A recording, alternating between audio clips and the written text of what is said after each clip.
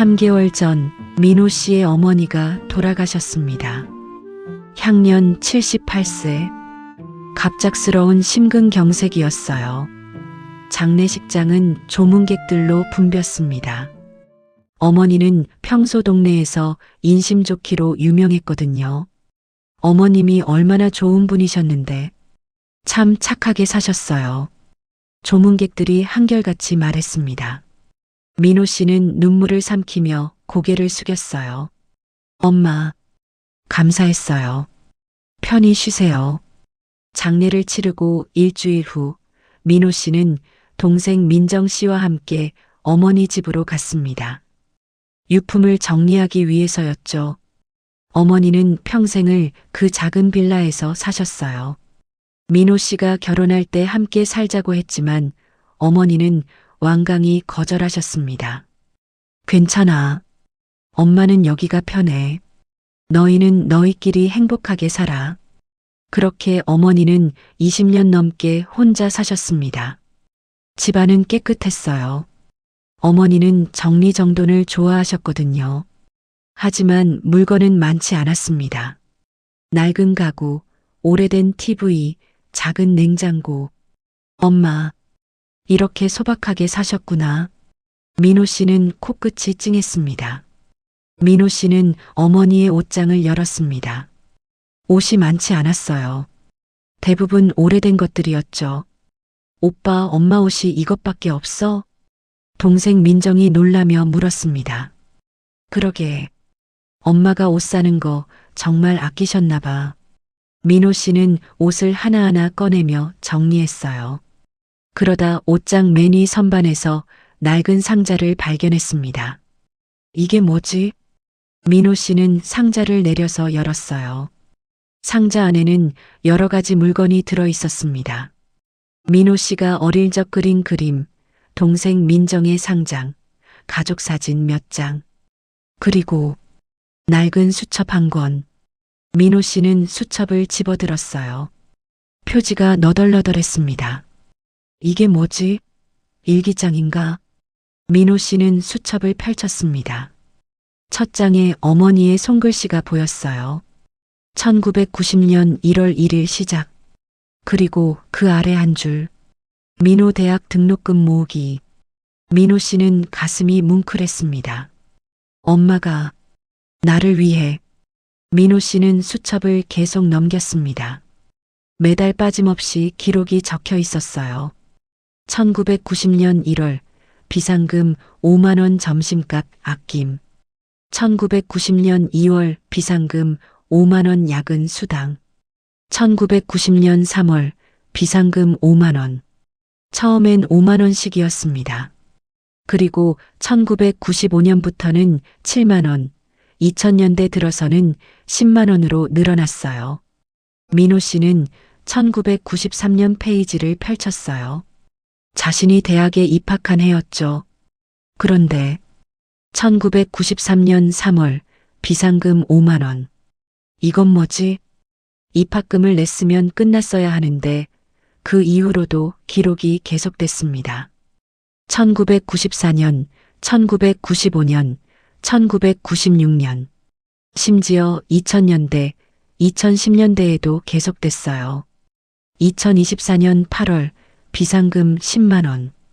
어머니가 돌아가시기 한 달 전까지 34년 동안 매달 빠짐없이. 뭐야? 이게 어떻게 된 거지? 민호 씨는 수첩을 들고 동생에게 보여줬습니다. 민정아, 이것 좀 봐.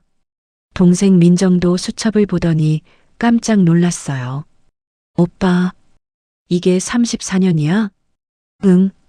처음엔 5만 원, 나중엔 10만 원씩. 도대체 이게 뭐지? 두 남매는 서로를 바라봤습니다. 어머니는 왜 34년 동안 매달 비상금을 적어 놓았을까요? 그리고 그 돈은 지금 어디에 있는 걸까요? 그날 밤 민호 씨는 집에 돌아와서 계산을 해봤습니다. 처음 5만 원에서 시작해 점점 늘어난 금액. 대충 계산해도 3천만 원이 넘었습니다. 3천만 원이 넘어. 민호 씨는 놀랐습니다. 어머니는 평생 식당에서 일하셨어요. 월급이 많지 않았죠. 수첩에 적힌 메모들이 떠올랐습니다. 점심값 아낌, 야근 수당, 명절 보너스. 어머니는 끼니를 굶어가며 이 돈을 모으신 거였어요. 민호 씨는 어머니의 통장을 확인했습니다. 어머니가 돌아가실 때 남긴 돈은 800만 원 정도였어요. 장례비로 대부분 썼고 남은 건 500만 원 정도. 3천만 원은 어디 갔지? 민호 씨는 이상했습니다. 설마 엄마가 어딘가에 숨겨놓으신 건 아닐까? 민호 씨는 다시 어머니 집으로 갔습니다. 민호 씨는 어머니 집을 샅샅이 뒤졌습니다. 장롱안, 이불 속, 서랍장. 하지만 돈은 없었어요. 부엌 찬장도 열어봤습니다. 화장실 수납장도 확인했죠. 역시 없었습니다. 도대체 어디에? 민호 씨는 주저앉았습니다. 그때 동생 민정이 전화를 걸어왔어요. 오빠, 나 이상한 거 발견했어. 뭔데? 엄마 수첩 뒤쪽에 은행 계좌번호 적혀 있어. 근데 우리가 아는 통장 번호랑 달라. 민호 씨는 벌떡 일어났습니다. 민호 씨는 동생이 보낸 사진을 확인했어요. 수첩 맨 뒷장에 작은 글씨로 은행 이름과 계좌번호가 적혀 있었습니다. 엄마가 비밀 통장을 만든 거야? 민호 씨는 가슴이 두근거렸습니다. 다음 날 아침 민호 씨는 그 은행을 찾아갔어요. 어머니가 돌아가셔서 계좌 확인하러 왔습니다. 민호 씨는 신분증과 가족관계 증명서를 제출했습니다. 은행 직원이 컴퓨터를 확인하더니 말했어요. 네, 확인됐습니다. 박순자님 명의의 계좌가 맞습니다. 잔액이 얼마나 되나요? 민호 씨가 떨리는 목소리로 물었습니다. 잠시만요. 은행 직원이 화면을 보더니 고개를 갸웃했습니다. 이상하네요. 왜요? 잔액이 0원입니다. 뭐라고요? 민호 씨는 놀라서 물었어요. 0원이요? 그럼 돈이 하나도 없단 말인가요? 네. 그런데 거래 내역은 굉장히 많네요. 잠시만 기다려주시면 거래 내역서 출력해 드릴게요. 민호 씨는 어안이 벙벙했습니다. 34년 동안 모은 돈이 0원? 잠시 후 은행 직원이 두툼한 서류 뭉치를 건넸습니다. 거래 내역이 34년치라서 많습니다. 민호 씨는 서류를 받아서 펼쳤어요. 첫 페이지부터 차근차근 보기 시작했습니다. 매달 빠짐없이 입금이 되어 있었습니다. 그런데 1990년 4월 20일 출금 20만 원. 출금 기록도 있었어요. 민호 씨는 계속 넘겨봤습니다. 입금, 입금, 입금, 출금. 34년 동안 계속 이런 패턴이 반복됐습니다. 민호 씨는 출금 항목을 자세히 봤습니다. 출금 20만 원 송금, 출금 30만 원 송금, 출금 25만 원 송금. 모두 송금이었어요. 누구한테 보낸 거지? 민호 씨는 은행 직원에게 물었습니다. 이 송금 내역 받는 사람이 누군지 알 수 있나요? 죄송합니다. 개인정보라서 받는 사람 정보는 알려드릴 수 없어요.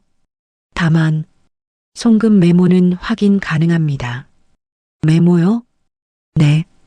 여기 보시면 은행 직원이 화면을 가리켰습니다. 민호 씨는 화면을 봤습니다. 송금 메모란에 짧은 글이 적혀 있었어요. 생활비, 병원비, 학비. 민호 씨는 얼어붙었습니다. 생활비, 병원비, 학비? 엄마가 누군가를 도와주신 건가? 아니면 설마 엄마가 또 다른 가족이 있었던 건 아니겠지? 민호 씨의 머릿속이 복잡해졌습니다. 여자야! 도대체 그 돈이 다 어디 간 거야? 그날 저녁 민호 씨는 아내와 동생을 불러 모았습니다. 거실 테이블에 은행 거래 내역서를 펼쳐놓고 설명했어요. 엄마가 34년 동안 꾸준히 돈을 모으셨어. 하지만 지금 통장 잔액은 0원이야. 0원?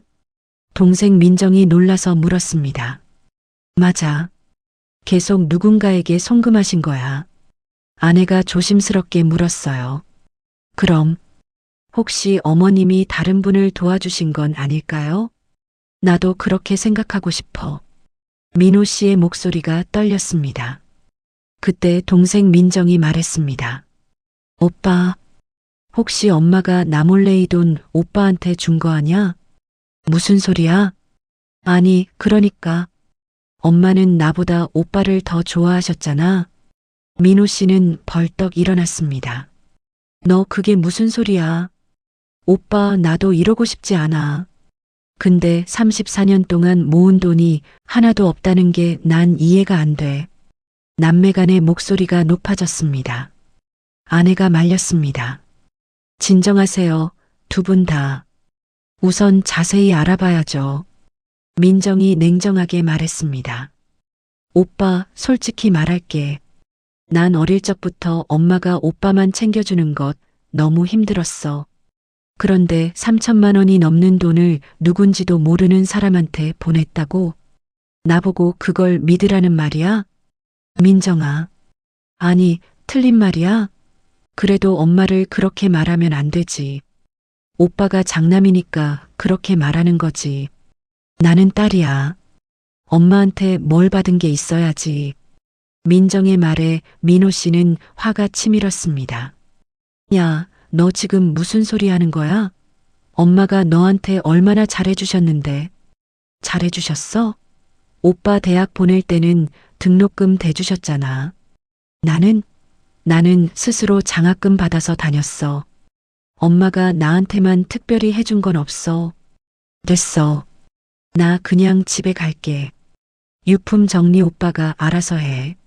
민정이 가방을 들고 일어났습니다. 민정아, 연락하지 마. 당분간 얼굴 보기 싫어. 문이 쾅 닫혔습니다. 그 후로 2주 동안 민호 씨와 민정은 연락을 하지 않았습니다. 명절에도 어머니 기일에도 늘 붙어 다니던 남매였는데 어머니가 돌아가신 지 석 달 만에 갈라서게 된 거예요. 민호 씨는 밤마다 잠을 이루지 못했습니다. 어머니의 검소했던 모습이 떠올랐어요. 낡은 가구, 오래된 옷, 작은 냉장고. 민호 씨가 옷을 사드리려고 하면 괜찮아. 엄마는 이거면 충분해. 라며 거절하셨죠. 여행 가자고 하면 돈 아까워. 엄마는 집이 좋아. 라고 하셨습니다. 그런데 34년 동안 3천만 원을 누군가에게 보냈다고?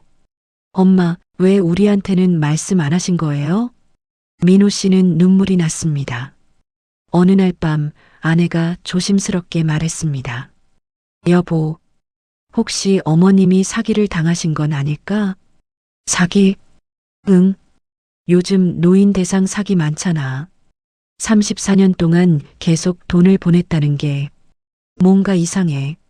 민호 씨는 그 말에 충격을 받았습니다.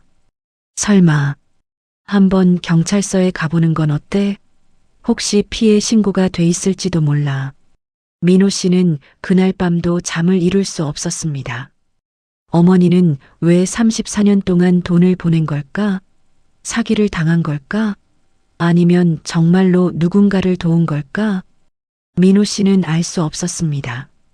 다만 한 가지는 확실했어요. 어머니는 자식들에게조차 비밀로 하셨다는 것. 엄마, 왜요? 민호 씨의 눈에서 눈물이 흘러내렸습니다. 며칠 후 민호 씨는 다시 은행을 찾아갔습니다. 이번엔 좀 더 자세히 알아보기 위해서였어요. 혹시 이 송금 내역 매번 같은 곳으로 보낸 건가요? 민호 씨가 은행 직원에게 물었습니다. 직원이 화면을 확인하더니 대답했어요. 아니요. 받는 사람이 여러 명이네요.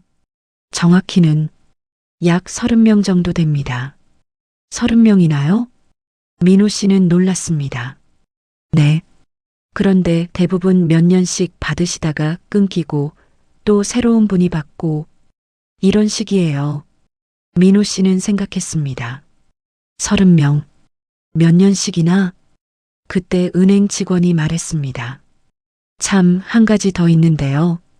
2015년부터는 송금이 아니라 재단 명의로 자동이체가 됐네요. 재단이요? 네. 희망나눔재단이라는 곳이에요. 민호 씨는 그 이름을 메모했습니다. 혹시 그 재단 연락처를 알 수 있을까요?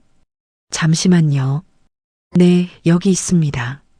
민호 씨는 은행을 나와서 바로 재단에 전화를 걸었습니다. 여보세요. 희망나눔재단입니다. 안녕하세요. 저는 박민호라고 합니다. 제 어머니 박순자 씨가 그쪽에 후원을 하신 것 같은데요. 네, 박순자님. 잠시만요. 전화기 너머로 키보드 두드리는 소리가 들렸어요. 네, 확인됐습니다.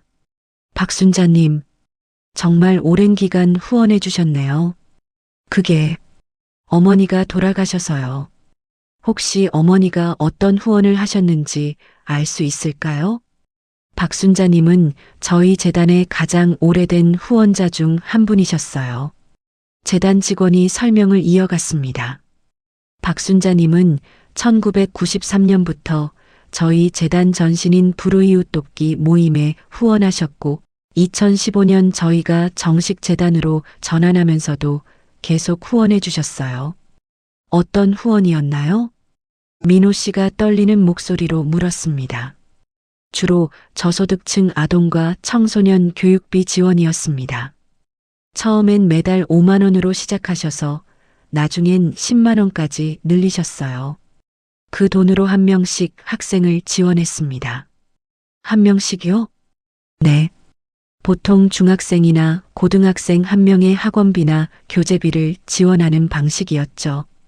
그 학생이 졸업하면 다음 학생을 지원하고 민호 씨는 숨이 멎는 것 같았습니다.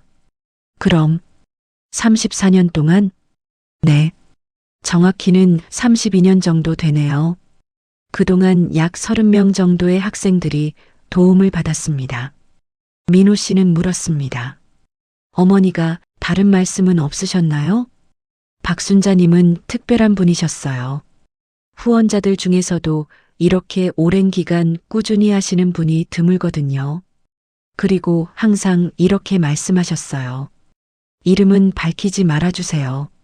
그냥 조용히 돕고 싶어요. 민호 씨는 눈물이 났습니다. 재단 직원이 덧붙였습니다. 한 번은 저희가 여쭤봤어요. 어르신, 이 돈 모으시느라 힘드시지 않으세요? 그랬더니 웃으시면서 이러셨어요. 뭐라고 하셨나요? 점심 한 끼 굶으면 되지. 내가 밥 안 먹어도 안 죽어. 근데 이 아이들은 공부 못하면 평생이 달라지잖아. 민호 씨는 어머니 생각에 다시 눈물이 흘렀습니다. 어머니는 끼니를 굶어가며 남의 아이들을 도우신 거였습니다. 재단 직원이 말했습니다. 그리고 한 가지 더 있습니다. 박순자님이 2020년에 편지를 맡기셨어요. 만약 내가 세상을 떠나면 가족에게 전해달라고요. 편지요? 네. 지금 찾아보겠습니다. 다음 날 민호 씨는 재단 사무실을 찾아갔습니다. 재단 직원이 봉투를 건넸어요. 이게 박순자님이 남기신 편지입니다. 민호 씨는 떨리는 손으로 봉투를 받았습니다. 집으로 돌아와 민호 씨는 봉투를 열었습니다. 편지를 펼치자 어머니의 익숙한 손글씨가 나타났습니다. 사랑하는 민호, 민정에게 너희들이 이 편지를 읽고 있다면 아마 엄마는 이미 세상을 떠난 후겠지. 엄마가 34년 동안 숨겨온 비밀을 알게 됐구나. 놀랐지? 혹시 엄마를 오해하진 않았니? 엄마가 이 편지를 쓰는 이유는 너희에게 진실을 말해주고 싶어서야. 민호, 너가 중학교에 입학하던 해, 엄마는 너의 대학 등록금을 모으기 시작했어. 식당에서 일하며 매달 5만 원씩 모았지. 점심을 굶고 야근 수당을 아꼈어. 민호, 네가 전액 장학금을 받고 대학에 입학했을 때 엄마는 정말 기뻤단다. 우리 아들 정말 대단해. 라며 울었어. 그리고 생각했지. 이 돈은 이제 필요 없겠구나. 그런데 엄마는 그 돈을 그냥 쓸 수가 없었어. 민호 씨는 눈물을 닦으며 계속 읽었습니다. 그때 동네 슈퍼에서 한 아주머니를 만났어. 그 집 손자가 고등학생인데 부모 없이 형편이 어려워서 잘하는 공부를 포기하게 생겼다며. 아주머니가 울면서 말하더라. 우리 손자가 공부를 계속하고 싶어도 형편이 어려워서 대학 보내줄 돈이 없어요. 그 말을 듣는 순간 엄마는 깨달았어. 내가 모은 이 돈이 필요한 아이가 있구나. 민호는 스스로 장학금 받아서 대학 갔지만 그렇지 못한 아이들이 있구나. 그래서 엄마는 그 아이에게 학비를 보탰어. 그 아이가 대학에 합격했을 때 그 아주머니가 엄마한테 와서 울면서 고맙다고 했어. 그 순간 엄마는 알았어. 그래, 이게 내가 할 일이구나. 그래서 계속 모았어. 처음엔 5만 원, 나중엔 7만 원, 10만 원. 할 수 있는 만큼. 그렇게 32년 동안 약 30명의 아이들을 도왔단다. 너희는 묻겠지. 왜 우리한테는 말 안 했어요? 엄마가 말하지 않은 이유는 너희가 말리거나 걱정할까봐 그랬어. 엄마, 그럴 돈 있으면 좀 편하게 사세요. 너희가 분명 그렇게 말했을 거 아니야. 그래서 너희에게도 도움받은 아이들에게도 엄마 이름을 밝히지 않았어. 민호야, 민정아. 엄마는 평생 부자로 살지는 못했지만 정말 행복했어. 너희 둘이 건강하게 자라줬고 좋은 배우자 만나서 행복하게 살고 엄마는 그걸로 충분했어. 그리고 엄마가 모은 작은 돈으로 30명의 아이들이 꿈을 이룰 수 있었잖아. 그보다 더 큰 행복이 어디 있겠니? 너희도 그렇게 살면 좋겠어. 사랑한다, 우리 아이들. 엄마가. 민호 씨는 편지를 읽고 또 읽었습니다. 눈물이 멈추지 않았어요. 엄마. 그리고 문득 동생 민정이 떠올랐습니다. 민정이한테 이걸 보여줘야겠다. 민호 씨는 2주 만에 동생에게 전화를 걸었습니다. 전화벨이 울렸습니다. 민정은 오빠 이름을 보고 한참을 망설였어요. 하지만 결국 받았습니다. 여보세요. 민정아, 할 말이 있어. 만나자. 제발. 민정은 한숨을 쉬었습니다. 어디? 그날 오후 두 남매는 어머니 집에서 만났습니다. 민호 씨는 어머니의 편지를 건넸어요. 이거 읽어봐. 민정도 편지를 읽으며 눈물을 흘렸습니다. 오빠, 엄마가 이런 일을 하신 줄 몰랐어. 나도 몰랐어. 두 남매는 한참을 말없이 울었습니다. 오빠, 미안해. 나 오빠를 오해했어. 오빠한테 심한 말도 했고. 아니야. 내가 미안해. 두 사람은 서로를 안았습니다. 우리 엄마, 정말 대단한 분이셨네. 어두워질 무렵 엄마 집을 나선 두 사람, 서로에게 미안한 감정을 나누면서 각자의 집으로 향합니다. 걸어가는 골목길, 민정은 은행 직원 수진으로부터 한 통의 전화를 받습니다. 민호가 만났던 그 은행 직원으로부터 수진아, 엄마 통장에서 나한테 다 옮겼었지?